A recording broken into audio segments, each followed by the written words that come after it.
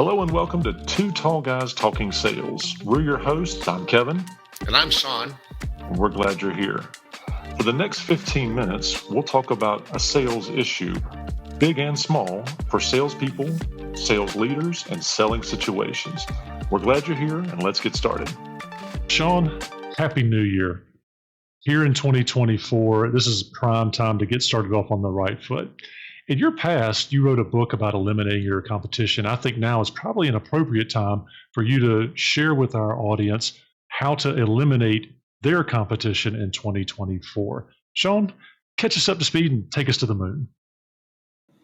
Kevin, thank you very much for that kind introduction. Yes, I did write a book called Eliminate Your Competition, and I really appreciate the opportunity to talk to our listeners about that. But first, Happy New Year to everybody. I hope that 2024 is a fantastic year for you. In fact, I hope it's better in every single way than 2023 was. So let's dig in a little bit about understanding competition. First, let's understand that competition is a good thing.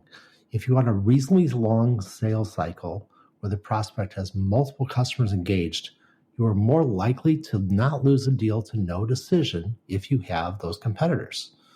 So you should never shy away from deals where you have competition. It just means that you've eliminated the biggest competition, and that is no decision, because it's very rare for a prospect to be talking to 3 or 4 or 5 or 10 other salespeople about a problem they have if they aren't going to solve that problem. There are 5 basic approaches to a sales campaign. Each strategy will work some of the time. None of the strategies work all of the time. So you really have to be good at all of them. Unless your product is currently unbeatable in the marketplace, you have to be flexible in how you choose your strategy.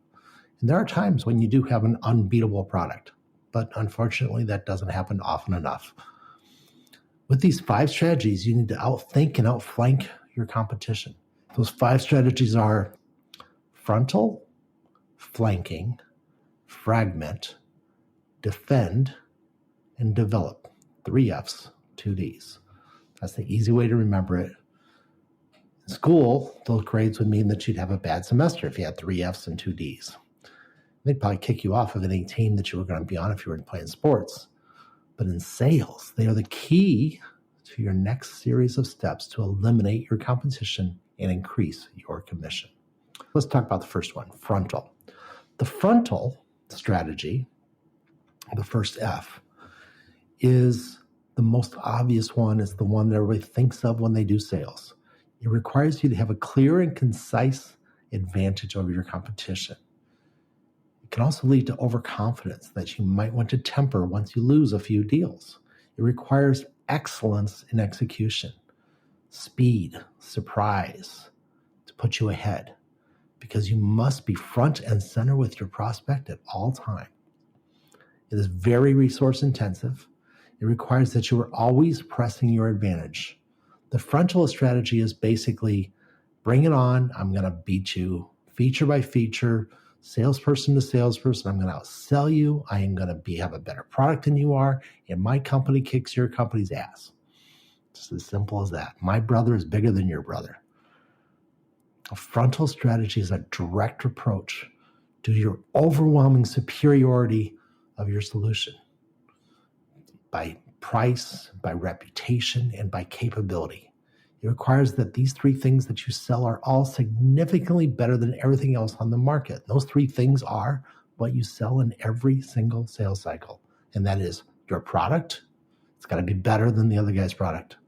Your company, it better be as good or better. It should be better than your competitor. And yourself. You have to be a better salesperson than the other salesperson. So if you look at the list from bottom to top, do you honestly think that you are significantly better than the individual you're competing against? You might be. In fact, if you're a salesperson that has a lot of confidence in yourself, then you probably are. I'm sure you feel superior about a lot of things. But are you really? If you really are that amazing, I'm going to tell you right now, drop me a note, because I am the fractional VP of sales at several companies, and I'm always looking for the best salesperson I can possibly find. give me a call because I want to poach you and have you come to work with one of my companies. And now let's talk about the second one on the list, your company. Are they really better? Is your employer really better in every single way than your competitor? Are you really that much better than they are? And finally, the top of your list, the product. It's quite possible that your product has leapfrogged all of the competition, and there is no comparison between you and your competitor.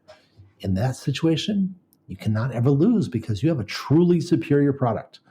And typically, a superior product will overcome a company that has bad performance or bad reviews or low support because you have a fantastic product. Why do you need support?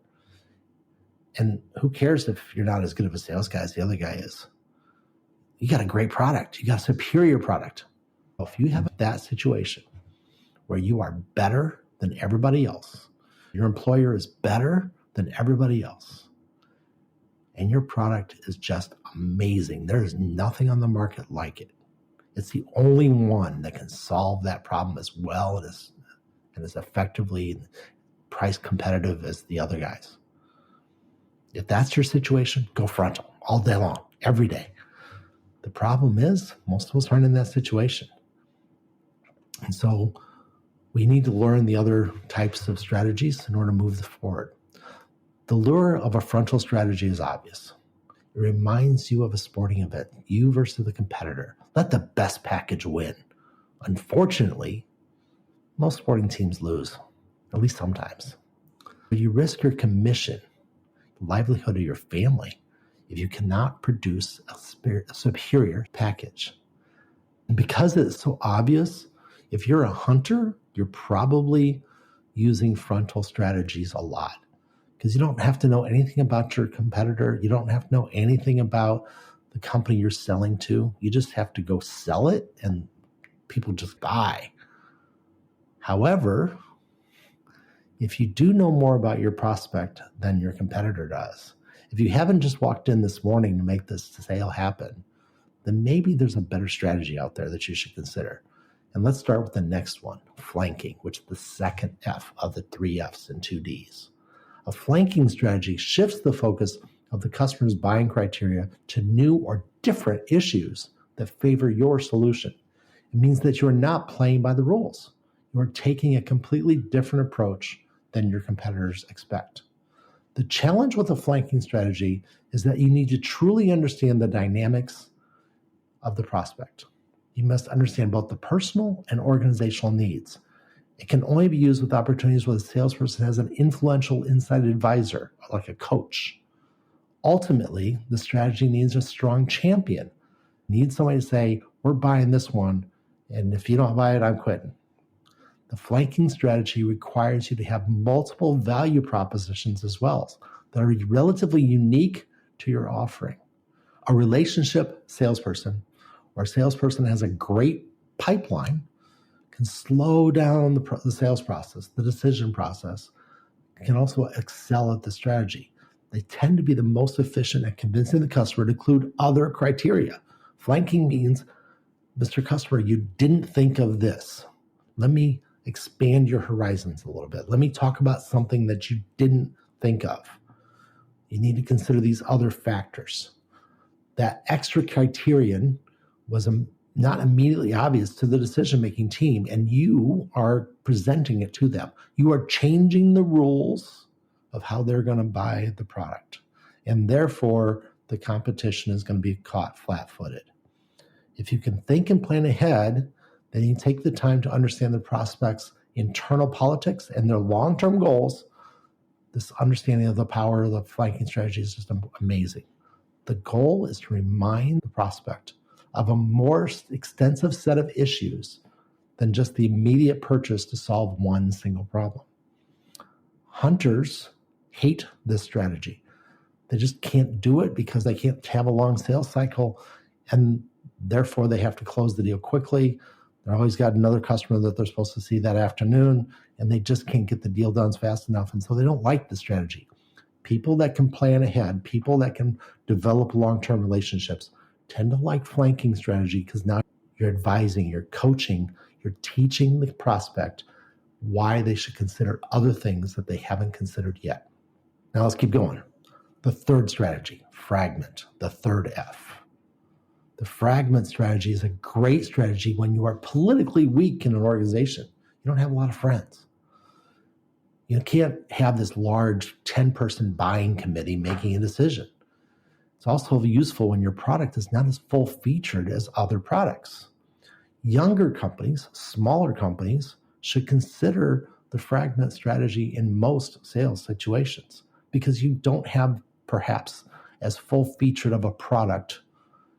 You don't have as many case studies. You don't have as many customers. Your company isn't as big. You don't have the best support organization because you're just not that big. You can carve off the deal. A fragment strategy basically means I'm going to break this deal up into little pieces, and I'm going to take little parts of it away. I'm not going to go after the big thing. I'm going to do part of the deal. A fragment strategy divides the opportunity and focuses the customer on a subset of the issues that you can effectively address if you can't address all of the issues. It's kind of divide and conquer. You divide up the deal, divide up the problem, and say, we can't do accounting, we can't do sales, we can't do engineering, but we can take care of the manufacturing people. So let's see if we can pull those manufacturing people out of the bigger deal, solve their problem, and thereby maybe the rest of the company doesn't need the problem to be solved. We can solve the manufacturing problem. Engineering, they can live without it. Sales, they can live without it. Accounting, they can live without it. Engineering, let's make them the key thing. Let's eliminate the other departments if we can't do a company enterprise-wide solution. Every salesperson should understand this strategy. It is very effective at gaining a foothold in target accounts. Remember, it is easier to sell to an existing customer that is already happy with you than it is to convince a brand new prospect to buy a lot of your product.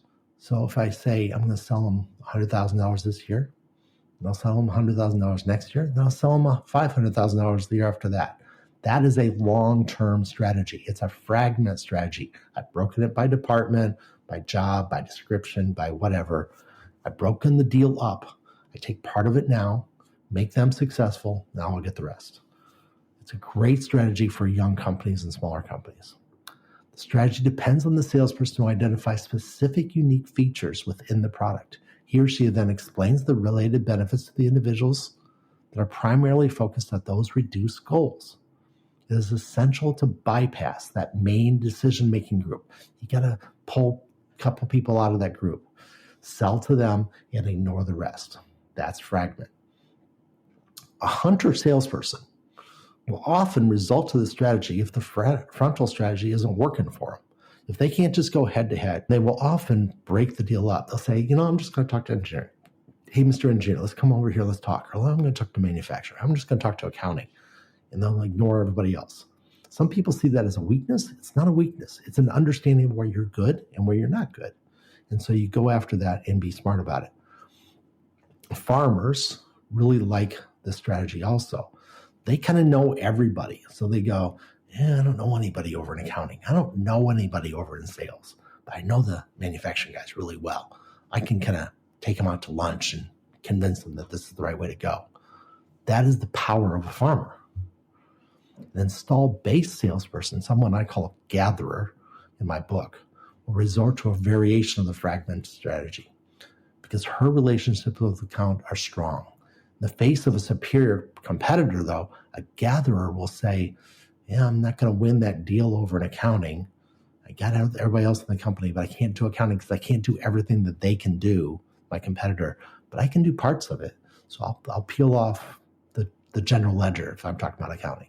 I'll peel off my accounts payable people. I'll peel off the time card people. Right? I'll peel off some of those issues and thereby reducing the risk that my competitor can come in and sell the whole thing because I'm just going to take a little piece.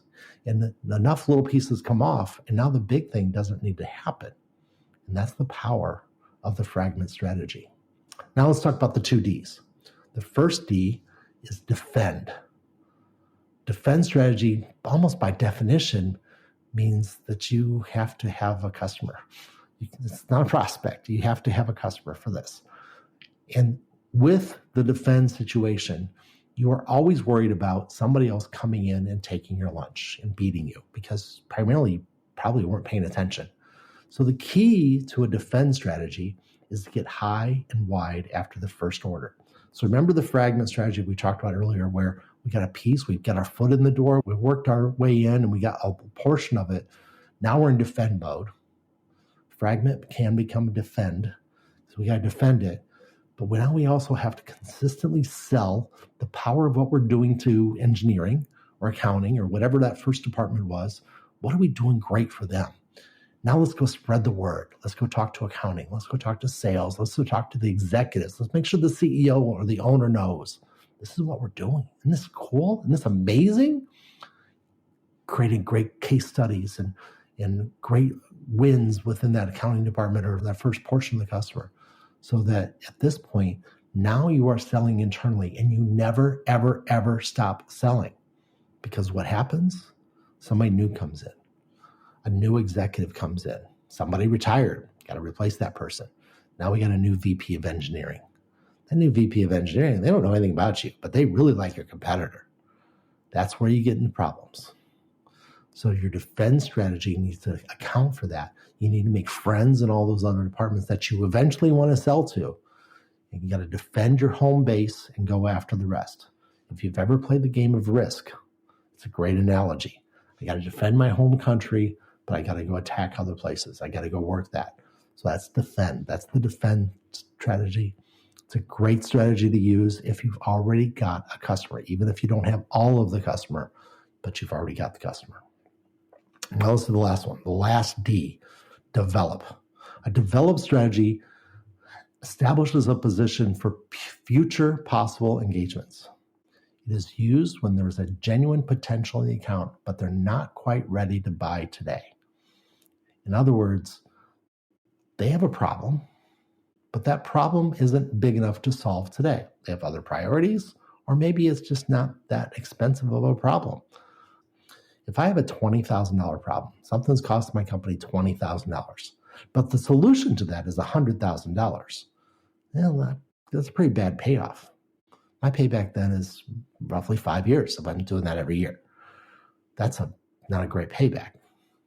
However, if it's a $100,000 problem and it only costs me $20,000 to fix, then I'm going to probably move on that much faster. That doesn't happen very often either. The reality is most of the time when you have a sales situation, you have a $20,000 problem, but it costs you $30,000 or $40,000 to fix. And that's okay because now you can talk about ROI. Over the course of 2 or 3 years, that's going to add up. But maybe they're just not ready yet. Maybe it's not a big enough thing. Or maybe you know that problem is going to get more expensive as time goes on. Sure, it may cost $100,000 to solve the problem today. And it's only a $20,000 problem. But next year, it's going to be a $30,000 problem. And the year after that, it's going to be a $40,000 problem. And eventually, that number is going to get to the point where they're going to say, let's solve the problem. Even if it costs more money today, they're going to say, solve the problem. So that's a long-term strategy. You got to work with this customer for a long time. Remember the 3 things we sell: product, company, and yourself. Your product isn't ready for that problem yet to be solved. So now you have to spend time building up your credibility and developing, hence the name develop strategy, your company's reputation and your reputation. Because you need to spend lots of time focusing on those 2 issues. You don't want to sell your product at that point. You really want to sell how great your company is, how great of a support organization is, what it does for the community, all the rest. You also want to show you are very credible as you talk about your problems that you solve, as you talk about how things work. Developing that credibility is what you're going to do in a develop strategy. Now, if you're a hunter, you hate this strategy. You really do. Because hunters, I don't have time to deal with that problem. I got to go close this deal, and then I got to close another deal because that's just my job. Farmers and gatherers, they relish this strategy. They think it's fantastic because now they're just kind of sitting around and waiting for this deal to happen, and they're nurturing the customer. If you're a really good salesperson, though, you're trying to make that case that the $20,000 problem is going to be $30,000 next year and $40,000 the year after that. You don't have to do that right away. You don't have to do that in one bite, but you develop that credibility, and now your advice, your coaching, your leadership with that customer starts to say, this problem is going to get worse next year. And the customer says, yeah, I know it's going to get worse next year. Why don't we do something about that? Why don't we solve the problem? That it might take you longer to sell that deal, but a developed strategy almost completely eliminates all of your competition. And that's really important. Remember, competition is good. A prospect will rarely waste time if they're talking 2, 3, 4, 10 salespeople. If there's a deal to be had and they're talking to that many people, the no decision is gone. Somebody is going to get an order. By understanding these 5 strategies, you can effectively eliminate your competition, which is the name of my book, Eliminate Your Competition. And it's available wherever books are sold. The 5 strategies, once again, are frontal, flanking, fragment, defend, and develop. Kevin, what do you think? Wow. That was some really hard-hitting stuff, Sean, man. Tell you what, I see why you had to put this between 2 covers. That was book worthy. Thanks so much for walking through that. I specifically like the comment about trying to understand how you can outmaneuver your competition. That really resonates. I can see how our audience and how I have used that in the past, and outflanking someone is part of the sales game. Thanks for sharing that. And that's a wrap. Thanks again for joining Kevin and Sean on Two Tall Guys Talking Sales. Tune in every Tuesday, or when our podcast drops every Tuesday at 4:30, wherever you consume your podcast. And don't miss our monthly CEO workshop, where we unpack some of the big CEO questions facing your business. Until next time, we're looking forward to seeing you. Happy selling.